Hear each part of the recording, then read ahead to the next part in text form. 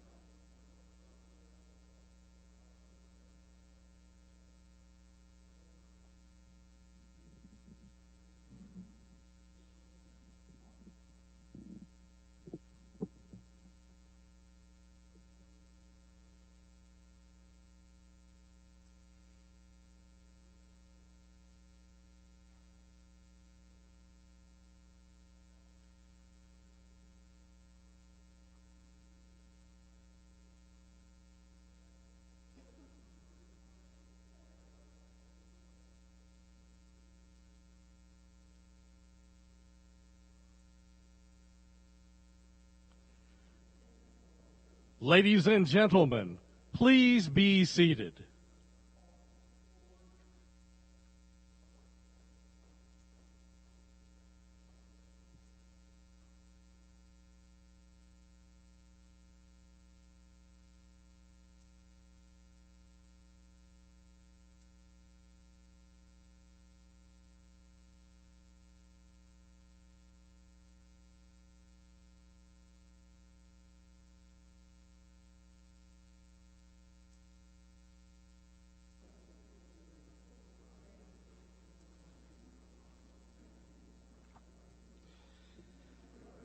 Chair of the Senate Inaugural Committee, Senator Jane Nelson.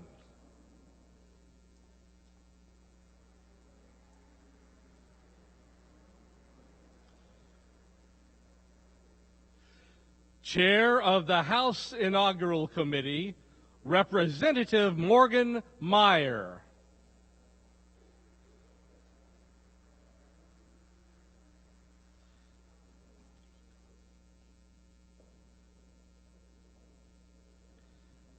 Althea and J. Bruce Bugg.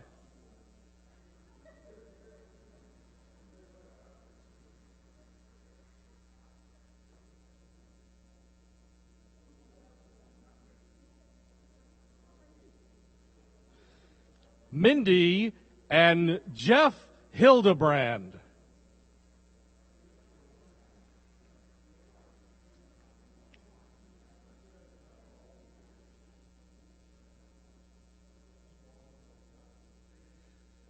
Nancy Ann and Ray L. Hunt.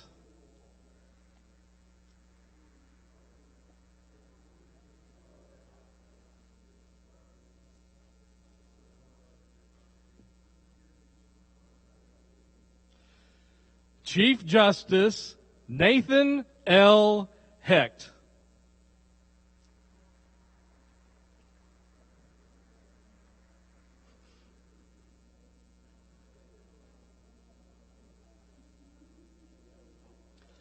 Judge Dawn R. Willett and Tiffany Willett.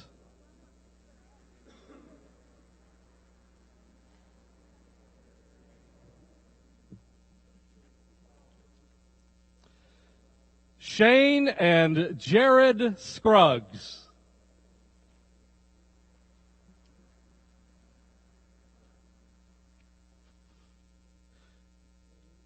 Judge Ryan Patrick and Zachary Patrick.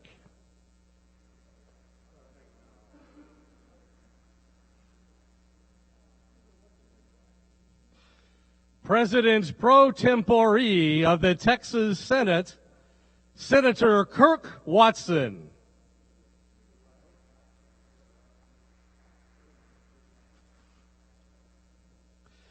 Dean of the Texas Senate, Senator John Whitmire.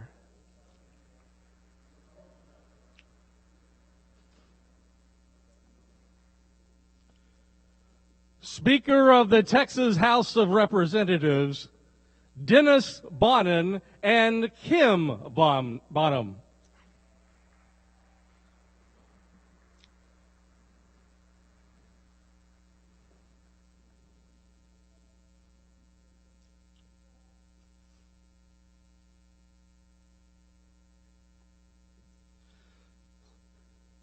Lieutenant Governor Dan Patrick and Jan Patrick.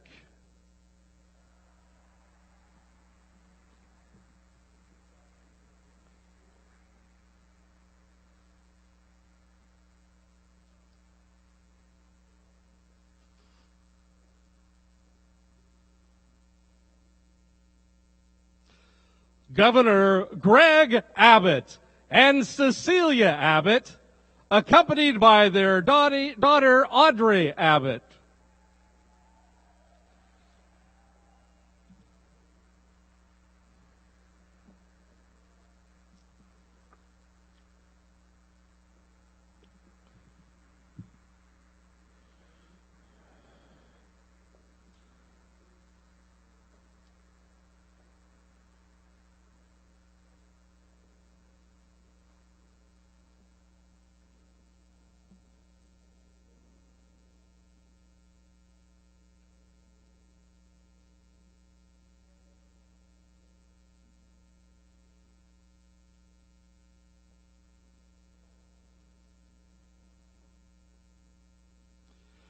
Please stand as Scout Troop 201 from Longview leads us in the Pledge of Allegiance.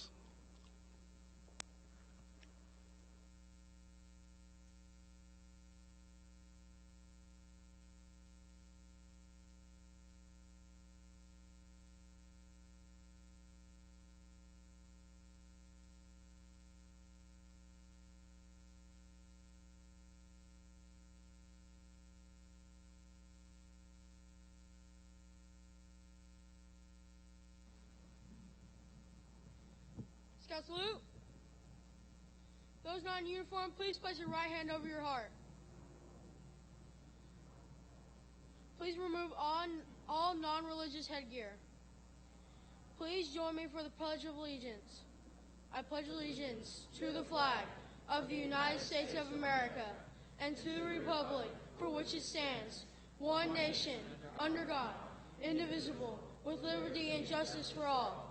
2.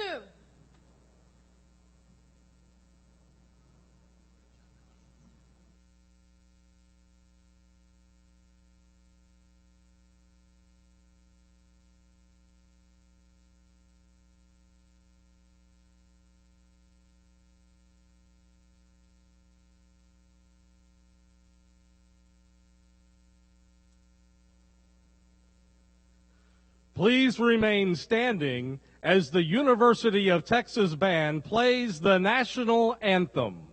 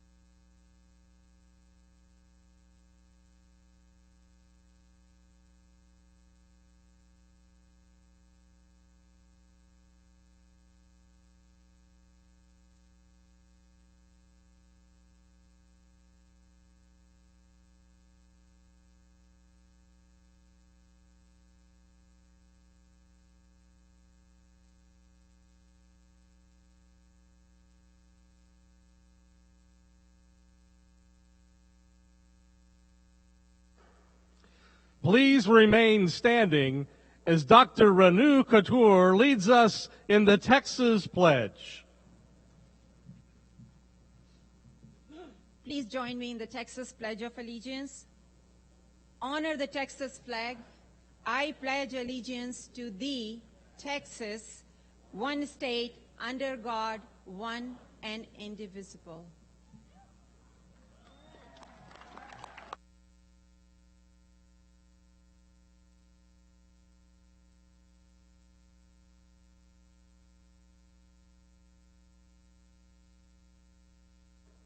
Ladies and gentlemen, please be seated.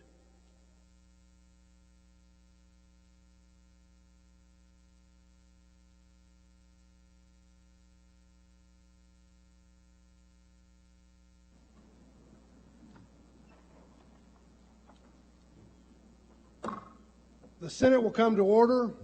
A quorum is present.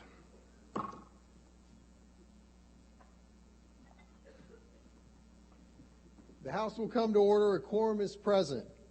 The two houses have convened today for the purpose of inaugurating the governor and the lieutenant governor.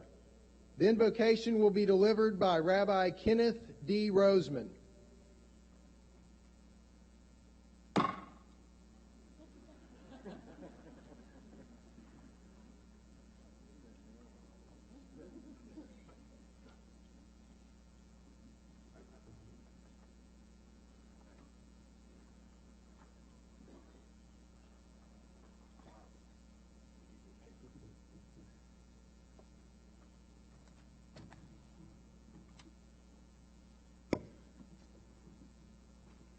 Good morning.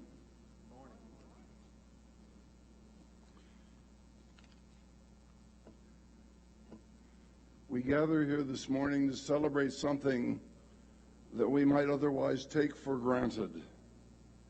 We celebrate our governor and lieutenant governor, other high state officials, members of the state of Texas's legislature, and yes, also the men and the women who serve behind the scenes as their aides and staffs. We celebrate the fact that all of them are willing to devote their time and their energies to the noble profession of enhancing the welfare of the citizenry of this great state. They don't have to give their lives to serve us, but they do. It's a glorious choice that they have made. Their dedication and commitment to public service is a very special boon for those of us whose well-being they seek to enrich. It is a dedication for which we, their beneficiaries, express a most heartfelt gratitude. We ask an equally special blessing upon them in their endeavors. May they be granted wisdom and insight and strength from the eternal source of goodness, and may they be rewarded by a sense of satisfaction and accomplishment at having pursued the paths of decency and righteousness.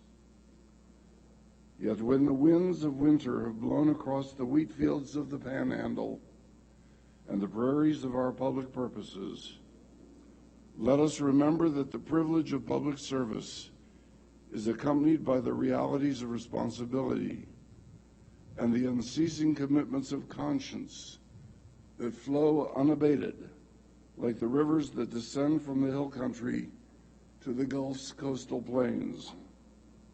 Even as we pray for blessings of the most fortunate sort, so too we beseech from the Almighty the benedictions of forbearance, generosity, compromise, and the ability to appreciate the ability and the outlook of even those with whom we disagree.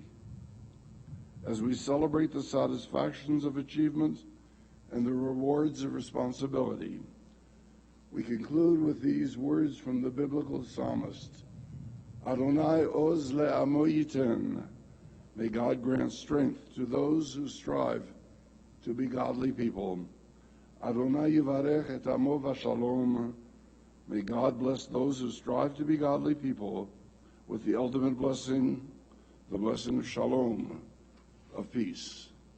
Amen.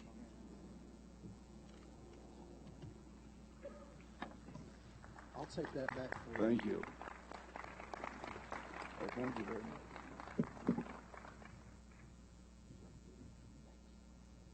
Thank you, Rabbi. Great job.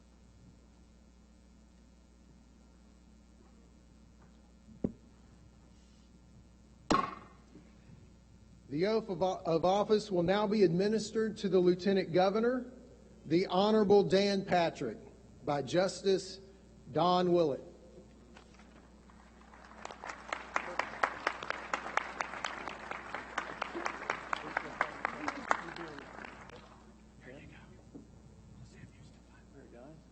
Stand behind me.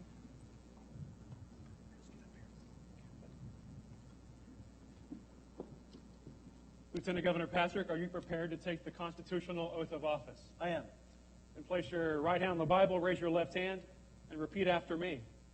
I, Dan Patrick, do solemnly swear I, Dan Patrick, do solemnly swear that I will faithfully execute that I will faithfully execute the duties of the office the duties of the office of Lieutenant Governor of the State of Texas, of Lieutenant Governor of the State of Texas, and will, to the best of my ability, and will, to the best of my ability, preserve, protect, and defend preserve, protect, and defend the Constitution and laws the Constitution and laws of the United States of the United States and of this state. and of this state. So help me God. So help me God. Congratulations, Governor. Thank you, sir. Congratulations.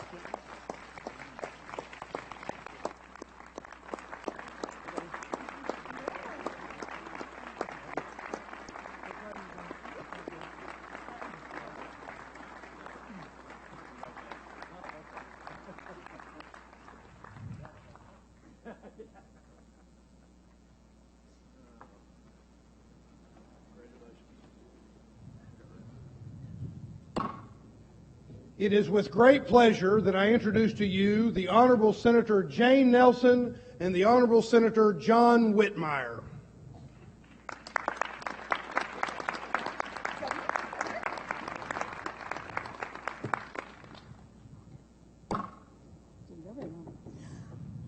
I'm Senator Jane Nelson, the longest-serving Republican in the Senate, and I am joined by Senator John Whitmire, the longest-serving Democrat. In the spirit of bipartisanship, we are honored to introduce our Lieutenant Governor. Now, Senator Whitmire and I have served a combined 62 years under 6 different lieutenant governors. We've seen a lot over that time, but nothing compares to the rise of Dan Patrick, from a freshman senator to a 2-term lieutenant governor. He was elected in 2006 after a successful career in the private sector, and he brought that keen business sense to the Senate. Under his leadership, we cut taxes and enacted policies that supercharged the Texas miracle. In 2013, then Senator Patrick was appointed chair of education. As a former teacher, I admire his commitment to our students and our teachers in our schools. He led the fight to reform testing. He secured funding to bring internet access to rural and inner city districts, and personally raised over $16 million for children with disabilities. Dan Patrick is devoted to his faith and to his family, his wife of 42 years, Jan, their children, Brian and Shane, and their 5 grandchildren. Now, you've heard the expression, a player's coach. Dan Patrick is a senator's lieutenant governor. He was the first sitting senator elected to this position since 1963. He respects our traditions, our history, and he understands that for the Senate to succeed, every senator must succeed. I agree. Yeah, yes. I wouldn't be up here if I disagreed with you.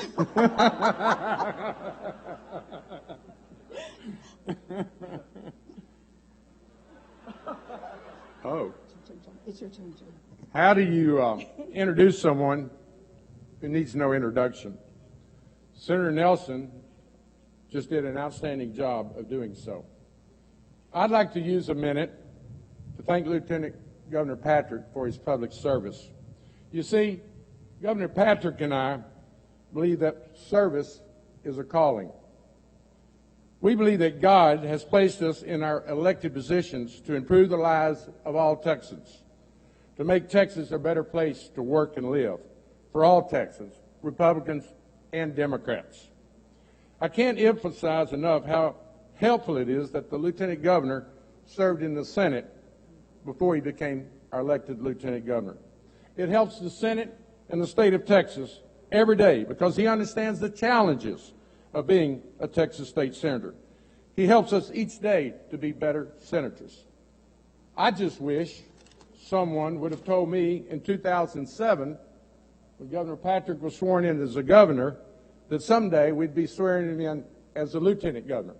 I promise you, I would have been a lot nicer to him on the Senate floor. Ladies and gentlemen, it is an honor for Senator Nelson and me to present to you the Honorable Dan Patrick, the Lieutenant Governor of the great state of Texas.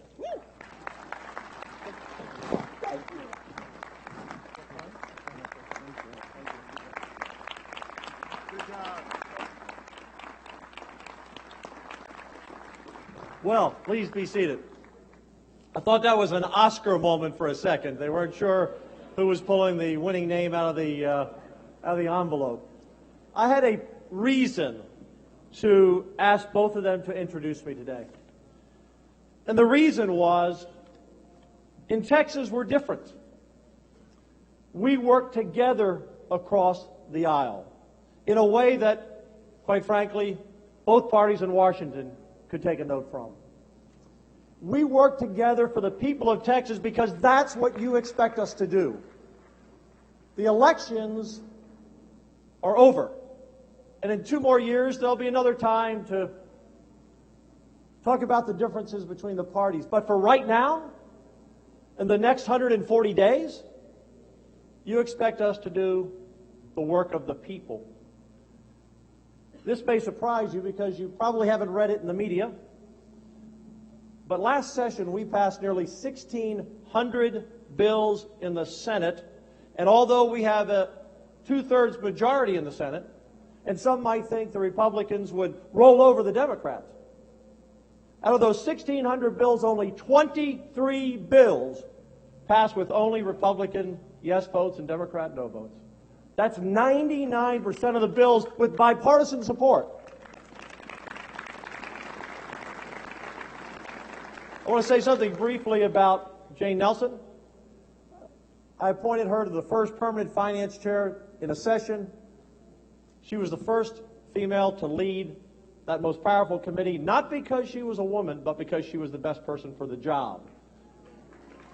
And when you pass a $220 billion budget, you have to have someone you trust. And I trust Jane Nelson with the purse strings of Texas. John Whitmire, I asked him once, this is his 48th year. I said, John, don't you believe in term limits? He said 15. I said, well, you passed 15 a long time ago. He said, I said 15 sessions. That's 60 years, Governor. John, 12 years and you're gone. You're out of here. Before I begin my remarks, I want to introduce my beautiful wife, Jan, former school teacher. Please stand, Jan. My son, Ryan, U.S. Attorney, former judge, Ryan. One of my 5 grandchildren, the oldest, the rest are 4 and under, so they're home with some of the parents. This is Zachary. My son-in-law, Jared, also an attorney. And my beautiful daughter, Shane, who's a speech therapist and a registered nurse. Both my kids went to Baylor, so proud of Baylor. I also want to acknowledge 2 special people in the crowd I want to introduce you to. First of all, when you have an event like this, you need some extra security. So I said, you know what? Could you put a Texas Ranger behind me? So I called on Cordell Walker. You know him as Chuck Norris. Stand up, Chuck.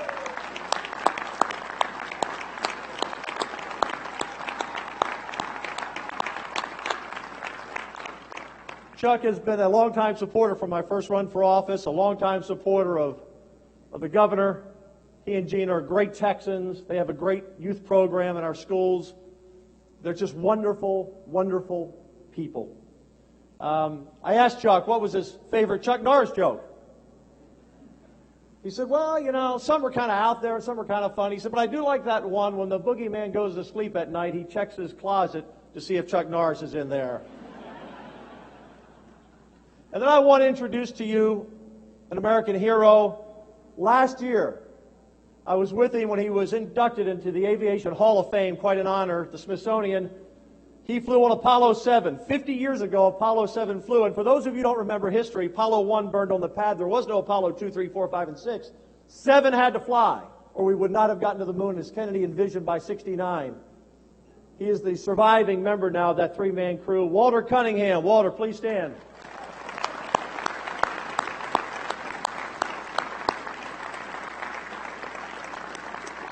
Walt and Dot are great Texans, great Americans, real heroes. They love this state, and we love them. We've known them now for about 20 years, working with the charity that Jane talked about, Be an Angel, where we've raised about $16 million for children with disabilities, and they've been with us all the way. So we love them. I want to thank Mindy Hildebrand. Mindy, please stand, my chair. Mindy, where are you? There's Mindy. Ray Hunt, the governor's chair. Please stand, Ray. Bruce Bugg, our chair. They made all this happen with private money, so no tax dollars, all right? Thank you all. Fabulous job. Martin Luther King is said to have said, some people say it was someone else, but I'll give him the credit. A person's life begins to end the moment they became silent on things that matter. A person's life ends the moment they become silent on things that matter. That's important to me. Those of you who know me know I've not been very silent on things that matter to me, and I believe most Texans, whether it was in my television or radio career or as a senator or as lieutenant governor. The people who elected the House members here and the Senate members here, they did not elect you, whether you're an incumbent coming back or a freshman, to come here and focus on the small things. They have hopes and dreams. And your actions in the next 140 days will determine whether their hopes and dreams become reality. I want my 31 senators to stand up. Please stand up. They're in the front. This is the team we go to war with, Republicans and Democrats. Please, thank you. You know, I came to my first inauguration in 2003. I was sitting out there in the crowd, like many of you are today. I didn't dream that in 2007 I would be in the next inauguration, or 2008, a senator. And I surely didn't dream that 2 inaugurations after that, in 2015, I would be the lieutenant governor. I'm a kid from the hard-scrabble streets of inner-city Baltimore. And how I got to Texas, only God knows. We've been here 40 years. And I am so blessed. It's such a privilege. You know, when I grew up in Baltimore, I fell in love with Texas when I saw Fess Parker on Walt Disney as Davy Crockett, and then the John Wayne movie that I watched over and over and over as a kid. Little did I know that 55 years later, I would work with members of the legislature to put $75 million into our budget to help preserve our great Alamo. You know, all of us, I think when you get to how many of you have moved to Texas like me? Hands up. Whether you're a native Texan or you moved here, I think we all get a little of the DNA of Crockett and Travis and Bowie. We love liberty. We love life. We love freedom. We don't like anyone telling us what to do, especially the government. We are unique. When we travel around the world and people say, "Where are you from?" we don't say America, we say Texas. We say Texas. You know, we had a church service this morning and last night, and one of the pastors said this morning from Holman Baptist Church in Houston, he said, you know, Dan, last year you shocked me when you said the name Jesus Christ in your speech. To deny my faith in Jesus Christ would be like to deny life itself. I respect all denominations and all faith.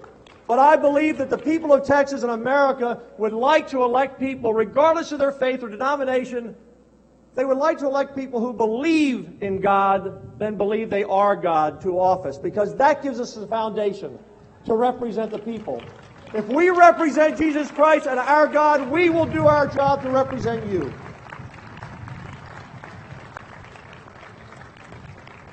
You know, John and Jane came up, and most of what we do is bipartisan. I mentioned only 23 bills out of 1,600 passed on a Republican vote. We have to work. We have to govern. We're the 10th largest economy in the world. 1.6 trillion, larger than that of Russia. They have Putin, and I have Abbott.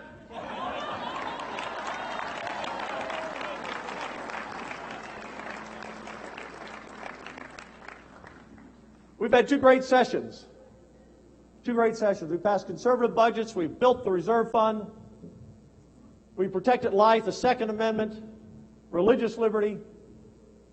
Sam Houston said a leader is someone who makes the lives of people better or the system they live under better. And I will say to our senator and our House members, that is our job this session and every session. And I believe with the bipartisanship we now have and the teamwork we have between the Senate and the House, this is going to be the greatest session ever in the history of Texas.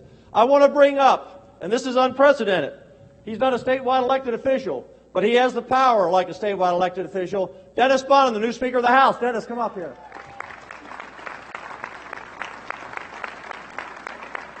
Why don't you ask the House members to rise? Please. House Would our House members please stand and be recognized for your service?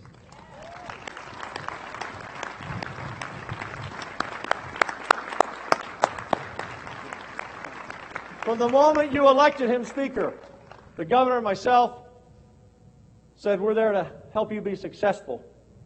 That's our mission, to work together with the House. Last week, something happened that I only dreamed about in the past. The three of us would come forward at a press conference and lay out a vision for Texas. And so the governor's mansion, the governor and Dennis and myself said, we are united to work for the people of Texas. On three big issues that the people told the governor and myself as we crisscrossed the state, we already knew in our heart and our soul what people wanted us to do, but we heard it loudly and clearly, and that was reform property taxes so they can live in their homes and own their businesses. Freeze taxes for seniors 65 and over so they don't have to rent their home from the government. Give teachers a pay raise they've deserved for a long time. And reform education. And reform school finance and Robin Hood. Border is important, transportation is important, health care is important, but the three issues that we talked about last week that we're going to focus on is property tax reform, school finance reform, and teacher pay. And I'm happy to say to you today that 1 hour ago, Senator Jane Nelson just filed a bill, Senate Bill 3, to give every teacher in the state of Texas all $350,000 and across the board $5,000 raise starting next year and continuing into the next year and continuing into perpetuity. And in about an hour she will file her budget, and in that budget that raise will be paid for with $3.7 billion of new funding to education, first to teachers, because next to the parent there is no one more important than the school teacher. That's the first step in raising those salaries up to $10,000, along with other programs that schools we're going to fund so that they can create incentive programs, extra programs for teachers to make money. We have to put our teachers first. We have 6 million kids in Texas in school. The future of Texas depends on their education, and I don't care how much money we spend on a building or how much money we spend on a system or how many computers we have. If you don't have that great teacher there with that student, teaching that student, you will not have a successful outcome. We're putting teachers first. This session, it's been 20 years since they've had an across-the-board raise. We are at a point of great divide in our country. Passions run deep. Rhetoric is sometimes not what it should be. But here in Texas, we can lead to show the nation the way of how we work within our parties, because we don't always agree, Republicans are Republicans or Democrats and Democrats, and across party lines, to do what you expect us to do. Remember what Martin Luther King said. A person's life begins to end the moment they stay silent on things that matter. We cannot stay silent on things that matter. We have to lead. We have to make this the greatest place on earth, which I think we all believe it is now. But we have challenges. We're a fast-growing state. We've added 10 million people in the last 18 years. We'll add another 15 million in the next 20 years. So we need serious people to make tough decisions, to be courageous. Abraham Lincoln said about courage and character, almost any man can stand adversity. But if you want to see a person's true character, give them power. Well, to the 181 members of the legislature, in both parties, in both chambers, you now have the power. You didn't run for office to go quietly in the night. I have a saying, I didn't come this far to only come this far. The prize is not winning. Winning the election and being here today is just the beginning.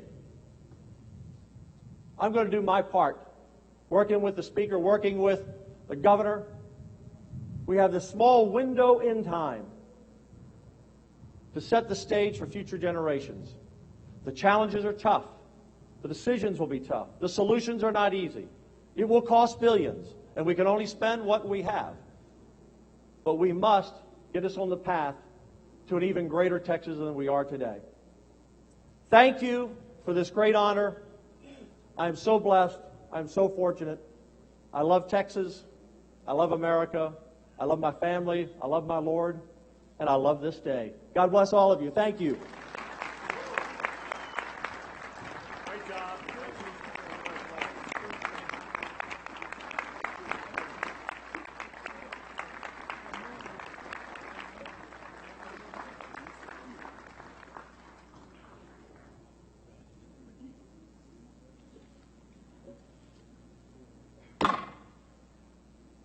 The oath of office will now be administered to the Governor, the Honorable Greg Abbott, by Chief Justice Nathan Hecht.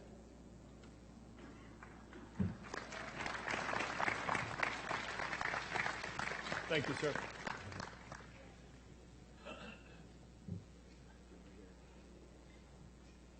See, she even speaking. Okay. Yeah. Governor Abbott, are you prepared to take the constitutional oath of office? I am. With your hand on the Houston Bible and your family Bible, please repeat after me. I, Greg Abbott, do solemnly swear I, Greg Abbott, do solemnly swear that I will faithfully execute that I will faithfully execute the duties of the office the duties of the office of Governor of the State of Texas of Governor of the State of Texas, and will, to the best of my ability, and will, to the best of my ability, preserve, protect, and defend preserve, protect, and defend the Constitution and laws the Constitution and laws of the United States and this state. of the United States and of this state. So help me God. So help me God. Congratulations. Thank you very much.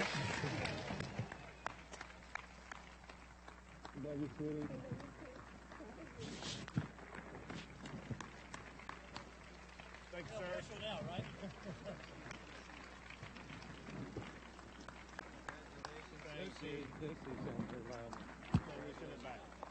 Thank you. Thank you, Bruce.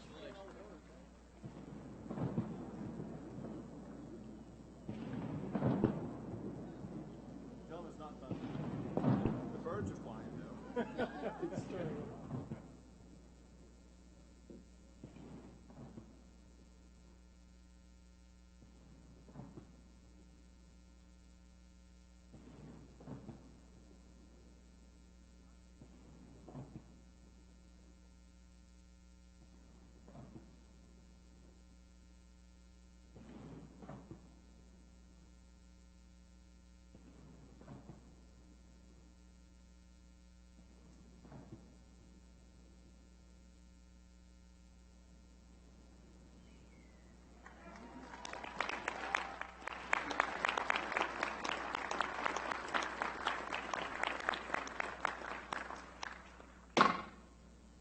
is with great honor, a distinct pleasure and privilege to introduce to you His Excellency, the Governor of Texas, Greg Abbott.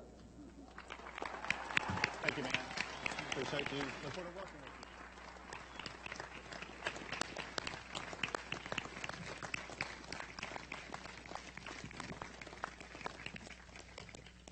Well, thank you, Dennis. It is an honor to take the oath as governor of the greatest state in the United States of America.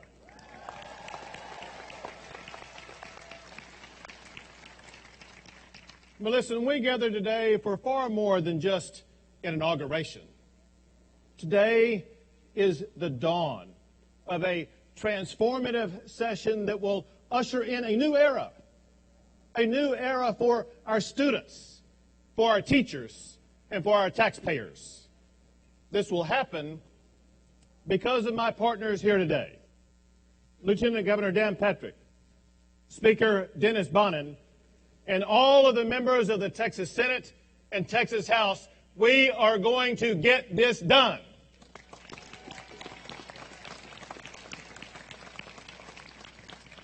And it is a blessing to embark upon this mission with my lovely wife, Cecilia, by my side.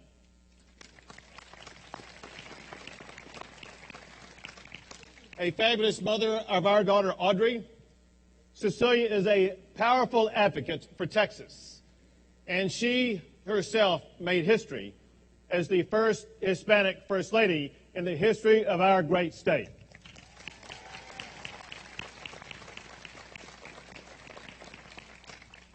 Now, I can't let this moment pass without first thanking our very large and diverse family.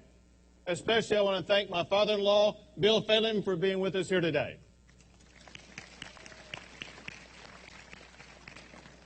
Unfortunately, health prevents the most famous mother-in-law in Texas, mi suegra, Maria de Luz Segura, from joining us here today.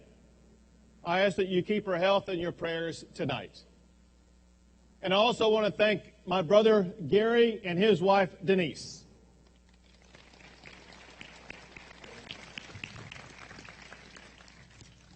Gary is a retired commander from the United States Navy.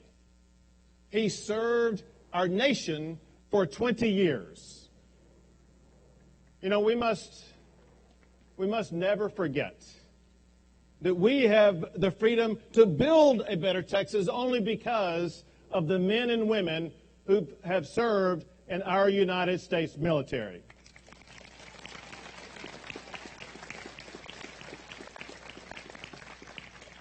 If there is anyone among us who has ever worn the uniform of the United States military, would you please stand or wave your hand so we can thank you for your service to our country?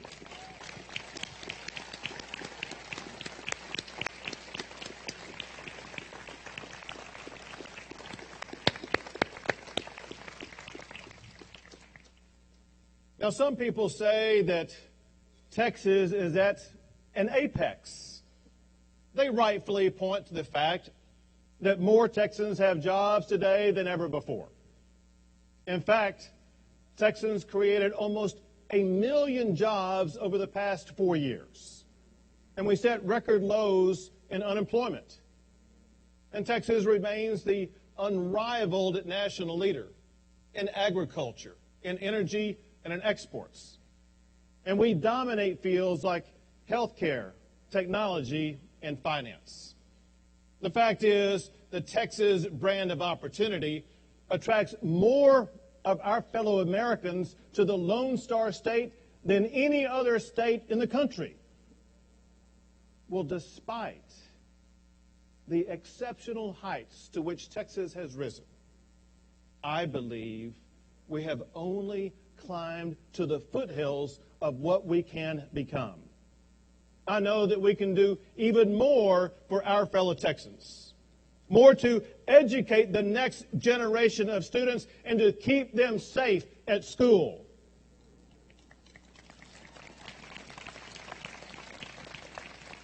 We can do more to advance our universities to meet the changes sweeping the 21st century. More to rein in a property tax system that is a burden on our citizens.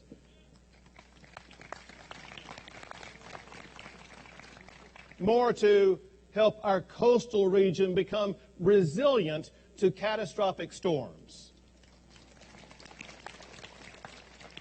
More to crack down on human trafficking and the dangerous gangs promoting it.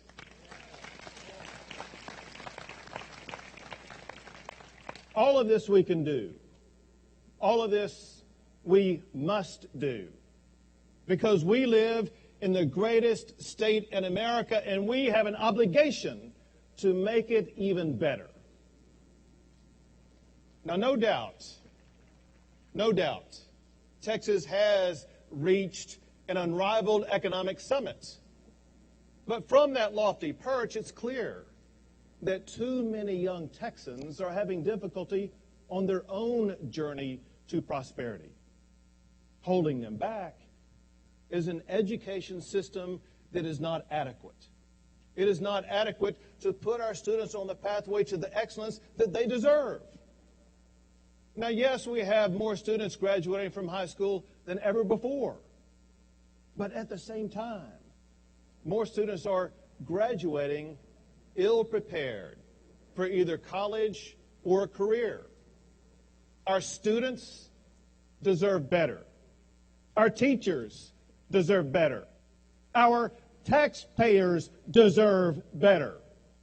It is time for Texas to deliver on real education form in Texas.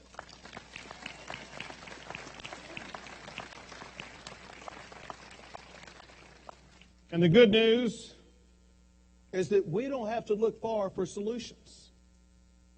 2 years ago, Teich Elementary was one of the worst schools in Dallas. A year later, all of that has changed. Get this. Out of 145 elementary schools in Dallas, Teich was rated near the bottom, ranked 132nd. In a year, it rose from being ranked 132nd all the way to being the second best elementary school in Dallas.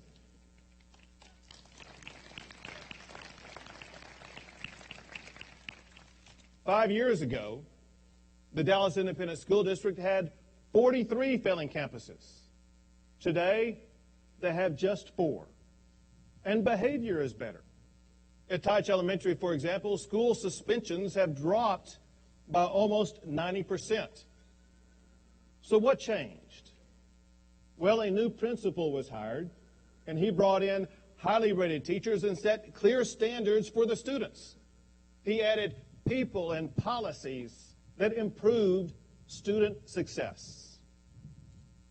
Well, know this. Teich Elementary is not an isolated example. Other districts in Texas, like in San Antonio, in Lubbock, in Far San Juan, they've all achieved similar results using similar strategies. These achievements were possible because of bold leadership by superintendents, by school boards who broke the mold, making tough decisions to prioritize student achievement. We must ensure that destiny is not determined by zip code. Students from the most challenging circumstances have proven that they can perform at the very highest levels. But we have the obligation to give them the opportunity to do so. But understand this. Success like this is not going to be achieved just by spending more money. It will be achieved by recruiting and retaining educators who deliver better outcomes for our students. So today, we must dedicate ourselves to making our schools better. Better than they have ever been. This session, we must act as the Lieutenant Governor has already taken a step to pay our teachers more.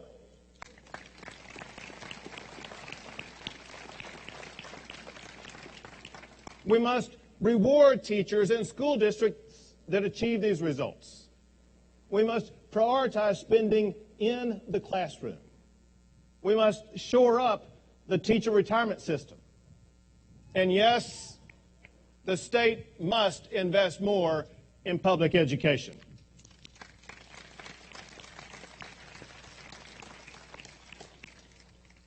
The eyes of Texas are upon us. We have the opportunity and the obligation to get this right. We can and we will better fund education in Texas. We will pay our teachers more and reward achievement in the classroom. We will reform a school finance system that robs from one district to pay another district. We will put our students on a pathway to having all third graders reading at grade level by the time they finish the third grade.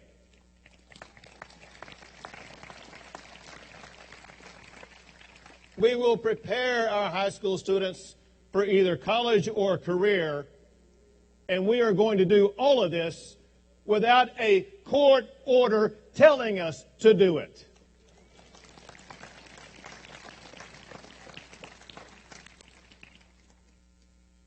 I want to make this very clear. We're going to do this session what no one thinks we are capable of achieving.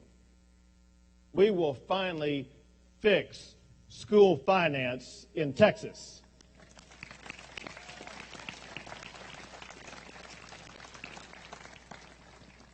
So, while one generation is struggling to climb the ladder of success, others have a ceiling on how high they can go. A ceiling imposed by an archaic property tax system. A system that punishes families, punishes businesses, and prevents younger Texans from being able to achieve their dream of home ownership. Think about this. Just a few blocks from where we are right now, you see cranes operating above sprouting skyscrapers. In the shadow of those cranes are businesses that are shuttering, unable to keep up with skyrocketing property taxes. Go a few blocks further, and you'll find residents who are being forced out of their homes, victims of unaffordable housing, a byproduct of those same skyrocketing property taxes. This is not what Texas is all about. Texas is a place of hope and opportunity, where anyone has the ability to achieve their dreams if they're willing to work hard. But that promise that Texas offers is threatened by out-of-control property taxes.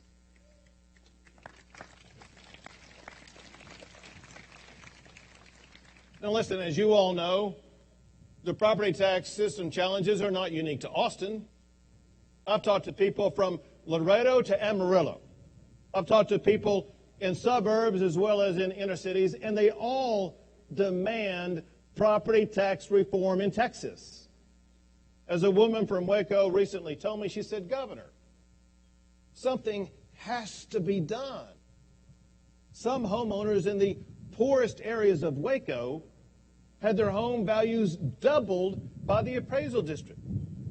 She asked, "How is that honest or fair?" The answer is not. So this session, we must finally rein in skyrocketing property taxes in Texas.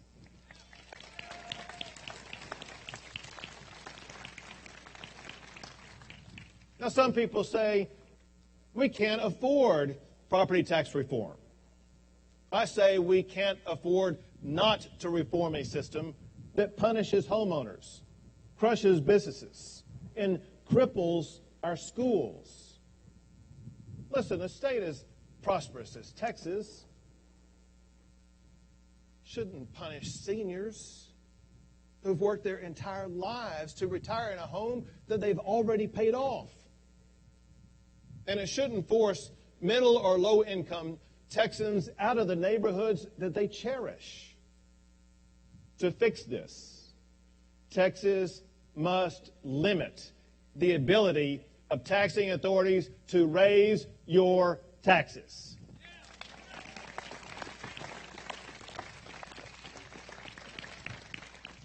At the same time, Texas must end unfunded mandates on cities and counties.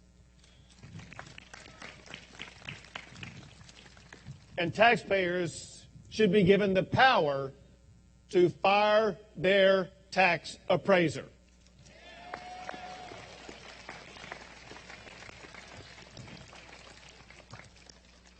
Now, some cynics say that we can't solve these intractable problems. They're too expensive, too complex, too political, too hard. The cynics forget the legendary Texan resolve. The resolve of heroes who fought for Texas liberty while remembering the Alamo. Well, that resolve has been passed from one generation of Texans to another generation, through oil booms and oil busts, through dust bowls and devastating floods, through windstorms and billowing fires, from moments of triumph to horrors of tragedy. Generation after generation, Texans have been tested, and Texans have always prevailed.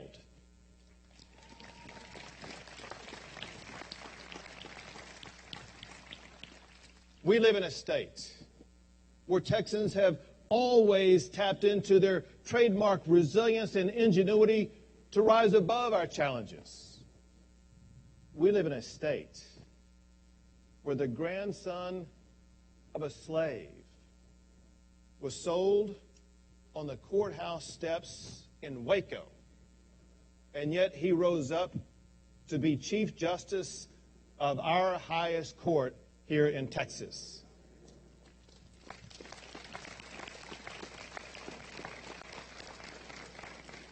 We live in a state where a little girl shuffled from foster home to foster home, but drew strength from by being raised by a grandmother in Houston. She went on to become the first American woman gymnast to win 4 gold medals in a single Olympics.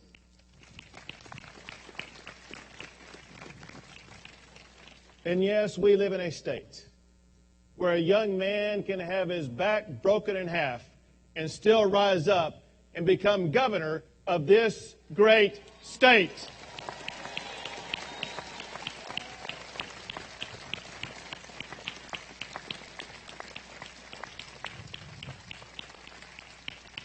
We will muster that same resolve, that same ingenuity to tackle the challenges of our time. And we are going to prevail this session.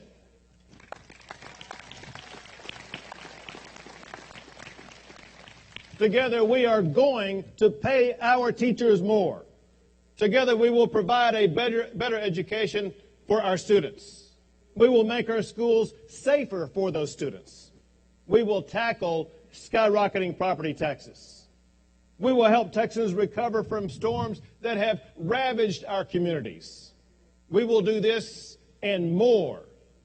Working together, we will ensure that every generation reaches their mountaintop.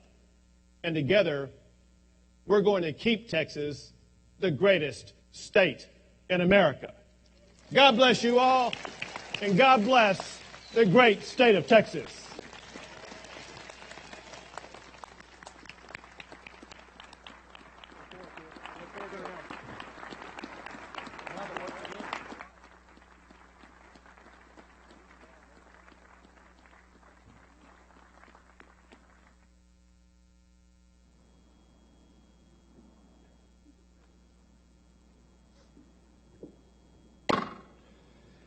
The inaugural blessing will be delivered by the Most Reverend Michael F. Olson of Fort Worth.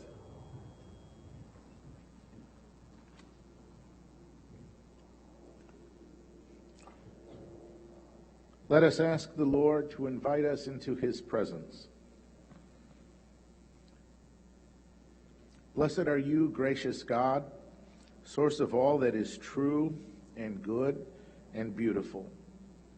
You who delight in all people, we stand in awe before you, believing that the spark of life within each person on earth is the spark of your divine presence. Through your goodness to us, we live in this great state of Texas. Some of us born and nurtured here by your grace